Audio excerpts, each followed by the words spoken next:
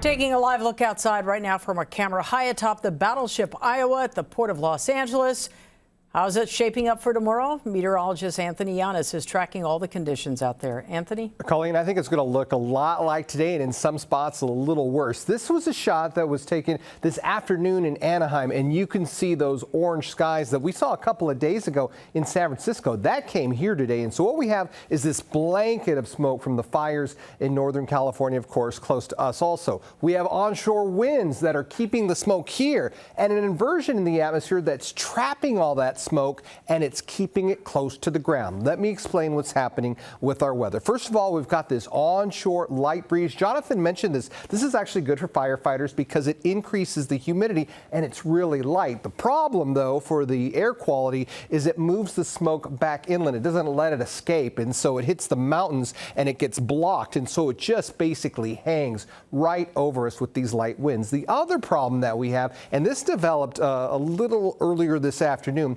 we have what's called an inversion in the atmosphere, and simply put, that's where you have this warm air, but right above that warm air you have this layer of hot air, and so you have this inversion or a lid or a cap on the atmosphere. So what happens is all the smoke gets trapped under the inversion. It can't escape. And here's a good example of what this looked like today in downtown. Do you see, I'll get out of the way for you here, this brown line. It's a little different color than what you have above that. That's the inversion, and so what's happening is all that smoke is trapped close to the ground. That's where we are. That's what we're breathing in, and it's extremely dangerous, and you could really smell it today. And then above that is above the inversion. And so your forecast, what we're going to see is a lot of this low-level smoke is coming from the Bobcat fire. So as we move toward tomorrow morning, notice you get this darker, lower-level smoke here in LA, and so that's where the worst of it's going to be. And then you get this flare up in the afternoon into the San Gabriel Valley, and that moves into downtown LA, the LA basin. All of us have it, but this is where it's going to be worse tomorrow.